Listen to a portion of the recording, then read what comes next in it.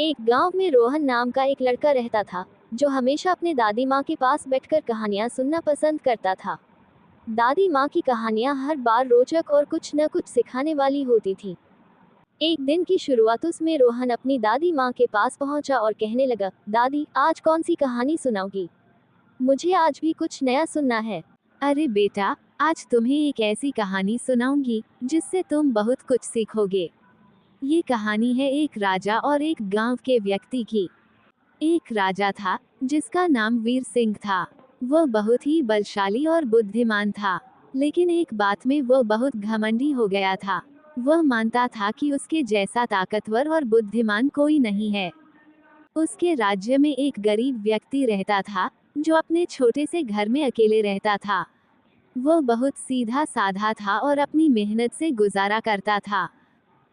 एक दिन राजा ने सुना कि व्यक्ति ने उसके बारे में कहा है, राजा कितना भी ताकतवर हो, लेकिन बूढ़े होने पर उसे भी मदद की जरूरत पड़ेगी। राजा को ये सुनकर बहुत गुस्सा आया और उसने व्यक्ति को अपने महल में बुलाया। राजा ने व्यक्ति से कहा, तुमने मेरे बारे में ये कैसे कह दिया कि मुझे भी किसी की मदद की जरूरत होगी? व्यक्ति ने हिम्मत से कहा, महाराज, समय और उम्र के साथ सबको मदद की जरूरत होती है। कोई भी ताकतवर या बुद्धिमान हमेशा नहीं रहता। राजा ये सुनकर और भी क्रोधित हो गया। उसने व्यक्ति को चुनौती दी, मैं तुम्हें साबित कर दूंगा कि मुझे किसी की मदद की जरूरत नहीं है। कुछ सालों बाद राजा एक दिन जंगल में शिकार करते समय एक गहरी खाई में गिर गया और अकेला पड़ गया। उसे मदद की जरूरत थी, लेकिन उसके साथ कोई नहीं था। वो कई घंटे खाई में पड़ा रहा। तब उसे व्यक्ति की बात याद आई और उसकी आंखें खुल गईं।